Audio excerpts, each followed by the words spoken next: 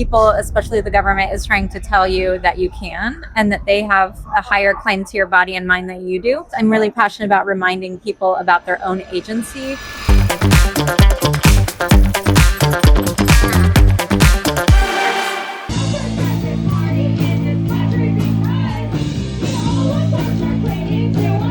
Estamos aqui em Austin, Luiz Lopes, começando aqui uma entrevista sensacional com o Cheap Perfume, direto de Austin, Texas, onde eles vão se apresentar hoje à noite. Estou aqui com Dave, com Jane e com Stephanie. It's a pleasure for us to talk with you guys. Cheap Perfume has always been unapologetic political. In 2026, what feels more urgent to scream about than ever? Oh gosh. So many things. Okay, we'll start the list, and then in a couple hours, we're definitely gonna need some water. But I mean, really, it's just like the huge rise in authoritarianism in the United States is obviously like a huge problem between ICE, between our concentration camps, between really issues facing pretty much all minorities at this moment. Are being stirred up. I don't know. I'm sure there's a more eloquent way to say this, but no, that's great. I mean, it's not great. It's awful. Those are such big issues. And then also just like the normalization of violence against women and girls and children, we're seeing that like people trying to normalize raping children basically. And so I think that also makes it very urgent. Your new album, Don't Care, Don't Ask, talks about capitalist exploitation and class solidarity. What changed between the first albums and these last ones? We got better for sure. I wish that I honestly we wish we could say a little bit more had changed, as in that we wouldn't be writing still so much about these very heavy political topics, and that maybe something had given, or just anybody have kind of smartened up or stopped this from happening. But otherwise, I mean, I think our dynamic, we've only grown stronger as a group together. I think we're still writing about a lot of the same things, but we're maybe a little bit more articulate with it now. I think so we were on maybe previous songs, we're kind of pointing maybe fingers at a certain subject. This one's more big picture. I think the only person we really name call out on the album is Jeff Bezos. Don't really talk about anybody else. It's just more full circle, right? Yeah, I feel like with this one, it's more about, we still talk a lot about feminism and just equal rights in general, but it's a lot focused on capitalism as the root cause of most problems in the world. What do you think that needs to be reclaimed more today? Especially for a band with your position, Feminismo, Riot, Grrrl. We have all this history of bands that have been before you guys, but I really believe that still a lot of to be reclaimed. What do you think that's most urgent to be reclaimed nowadays? I mean, I think that there's always just the idea of music spaces still primarily feeling like they're for men, and for more specifically white men. And so I think that there's always going to be work to do there, as far as making our spaces more equal, more equitable, and safer for everybody. I would say our autonomy, we need to reclaim our autonomy.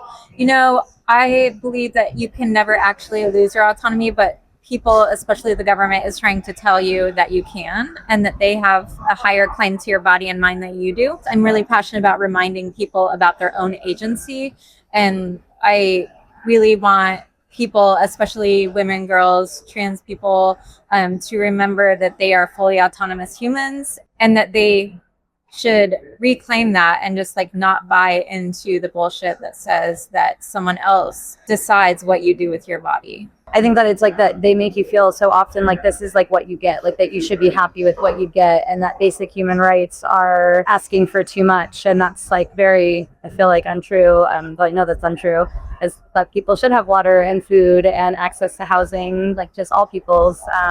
And so I think that there's just this echo chamber where it's if you're making it at all, you should be happy with what you get. And it could just be so much better for all of us if anybody was willing to fight for us instead of rich people. A lot of people will always be well, at least it's not XYZ. Things could be worse. Yes, but things could be better too. So we're fighting for things to be better. How to build safe spaces for gigs that you say that most of them are made for men and things like that. How do you deal with that to build safe spaces for the audience? And I think even acknowledging the issue in in the first place is a great place to start. That's us all calling everybody out, calling our friends out for their poor behavior. But then I think it's also just like trying to foster environments that like people feel free to come as themselves and to like be able to enjoy the experience as themselves without, you know, any kind of like worry about like who they are, what they look like, or anything like that. Yeah, and if you've come to our live shows, you'll notice that if there is like a pit forming and the crowd's getting rowdy, we love that. But there's a certain energy that sometimes it's feeling like very male dominated and aggressive, and small people are getting pushed down. So I really think Stephanie does a great job of reminding the audience to make sure that even the smallest people feel safe to be in the pit, because people want to do that and have fun. But just being aware of people around you. I think sometimes like it feels like, especially white men, just aren't even aware of their surroundings. Mm-hmm. And so just making them aware, like, hey, your presence is affecting the people around you. And like, not that we don't want white men to come to our shows, it's just like, how can you recognize how you're taking up space, and can you let someone take up space here, especially at a Cheap Perfume show? Like, we want people who aren't white men to feel empowered and like they can feel safe in the crowd. It has to be for everybody. Yeah, exactly. I think that's like, I think that is like the biggest part of it, is that, you know, it's like other folks won't feel like they have the power to be creative and to play music like we do if they like feel like that space isn't for them to begin with. Let's talk about music. It's okay to punch Nazis. Became an anthem. Everywhere on a punk scene, we listen to the song. Do you ever feel the weight of having a song with so politic and so direct? You think it's a weight, or it's okay for you? I think that's a good question. I don't know if it's like any more than any other way. I think that like I realize a lot, even as a person with my identity, and even though like, you know, I'm very like femme presenting and obviously white, so there's like a lot of privilege, but it's like it's easy to understand kind of your space in the world and to understand or to feel where you're not really welcome. I think that like that's a weight that you hold just by existing, you know, if that makes sense. And I'm not saying that like that's necessarily how everybody would identify with it, but for me it's like, it's almost like when you learn that Santa Claus isn't real anymore, you can't just go back to believing that he is. And so it's like the weight is just like having the world be what it is. And so I think that for me it's like the song is like almost like more cathartic than anything, and like we're glad that other people feel that way too, and that it can be like a hopeful release. And we always talk about how like when the song, we wrote it in I think 2016 during the first Trump administration, and then it got popular again during the second Trump administration. And so a lot of people like on the YouTube comments will be like, what? This song has been around since 2016. It's like still so relevant. And so we always say, we wish it weren't. We really wish it were not relevant. We would rather there not be any Nazis. We don't want there to be any Nazis. But one thing we've been doing live lately is the line that says the Nazis changed their name and now they're called the alt-right. We've just been saying the Nazis changed their name and now they're called ICE because like they're out there and they're just by many different names. I think it's like it's a struggle just in the way of just like, how the fuck are we still talking about this? Like, how is this still this bad? But we always like to say like music is like an exchange of energy, and it's like at least nice to be able to exchange all this anxious energy with a lot of different people right now. So at least it's like, you know, none of us are alone.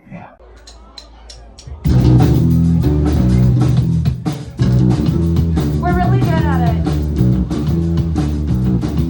Our parents made us gullible. A bully rose to take control, and now they're yelling off with their ass. We've got previously had it. There's someone not in having bodies right here running back from the set.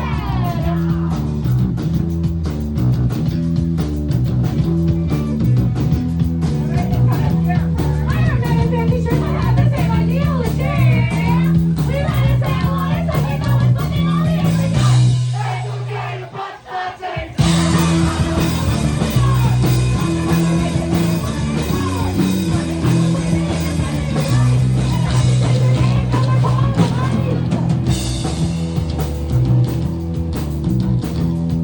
We are here in Texas during the South by Southwest. Everybody here is talking about AI. So we're going to make a few questions about AI in music. Artificial intelligence is reshaping the music production and distribution as well. As a politically conscious band, how do you view AI in music? Oh, fuck AI. I watched something the other day about this, that like, you know, there's like this artist, like, it's called Tilly. And I had this like ethical dilemma in my head where I found myself hating this, like bullying a robot in my brain. I was like, you want to be real and you never will be. And like, then I was like, is that wrong to bully a robot? And I just hate it all. I seriously think it's such a nightmare. I mean, I've seen more Waymos in the last like 2 hours here than I don't even think I've ever seen one before, and it scares me. I think it's kind of propaganda with South by Southwest here. They probably put a lot of Waymos here. That's actually a really solid thought. I had not thought about that at all. But yeah, I think that like it's very dangerous to assume to put like human emotions and the eroticism of humans next to a robot who like doesn't understand. And then like, I don't know, I think that with music too, like with like creativity, just in general, it's very dangerous to say that a robot can make the same thing that a person can. So again, that's a hot topic for me. It's a hot button. For me, it's like, it makes sense kind of for like AI to be doing like busy work, I suppose, but not art. Like AI art is not art. You know, when people talk about, well, what is art and what isn't art? I say like, it's art if the artist intended it to be art.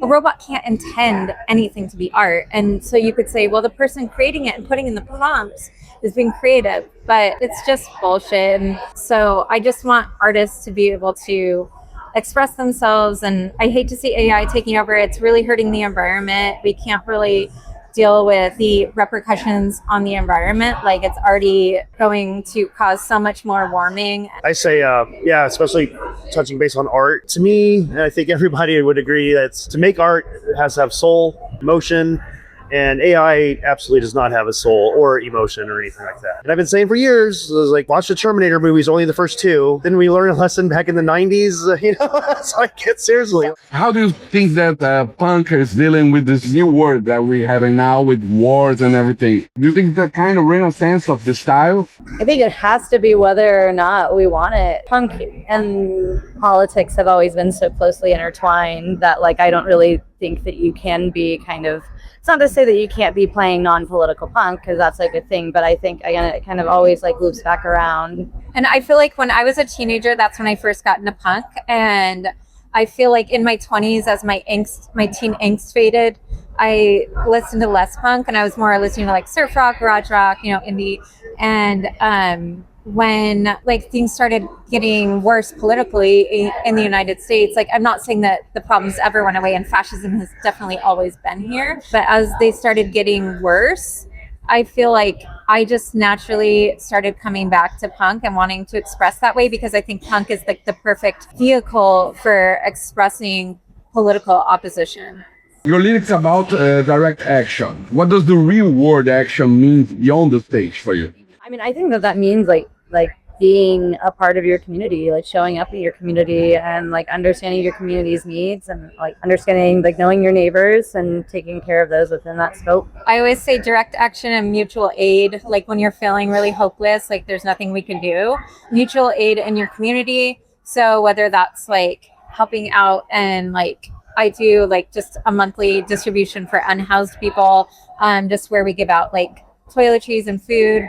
That's just one example. Or taking direct action, like breaking laws to call attention to things. And, you know, you're not going to really change anything by having a permitted protest in free speech zones or where everyone sticks to the sidewalks and everybody and like people yell at you if you like go in the street or something, and the people are protest organizers are like, no, let's not break any laws, listen to the police. I'm like, that shit is not changing anything. Like you have to make people uncomfortable. Another example is like I participated in an action where a few people and I laid down in the middle of a really busy intersection downtown Colorado Springs to protest ICE in like 2018. And we stayed there until we got arrested because we knew that that was the only way to like call some attention to it. And did it like ultimately change anything?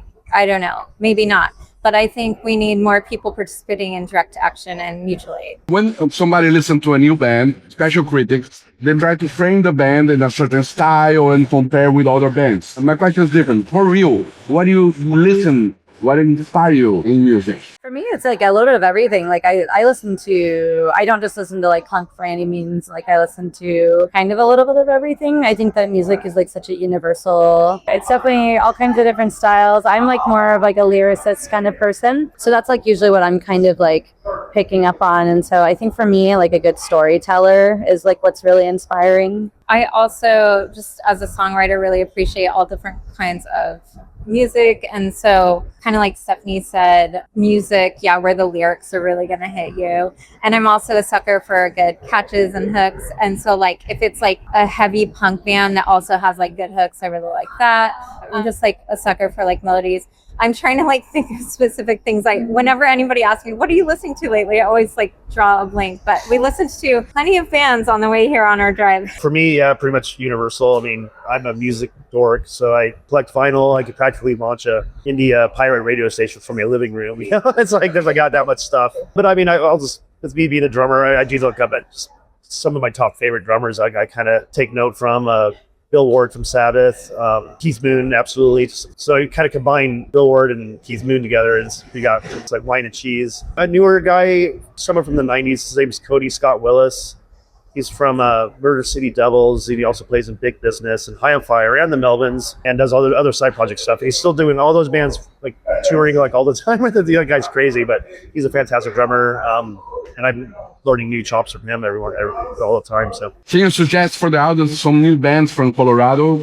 Yeah, I mean, like, I don't know. I guess new is kind of hard to like nail down because I don't remember how old anybody is. But yeah, like Arson Charge, Dead Pioneers, Team Non-Existent, they're a Denver band. Yeah, they're really great. Gunk from our town. Gunk.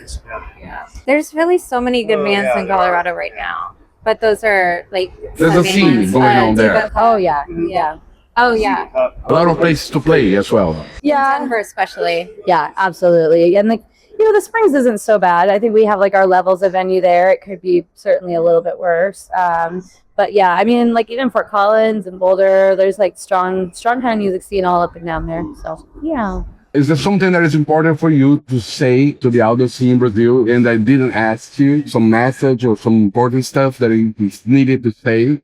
It's okay to punch Nazis. Yeah. I'm sure like thinking about the United States right now, it's like a dumpster fire. And just to know that like we feel the same way. Like we don't think this is normal. Just because this monster is our leader and technically he was elected, like most Americans don't agree with this and we don't think it's normal. And so I'm just imagining from the outside looking in, you must be all like, Americans are terrible, you know, people from the United States are terrible.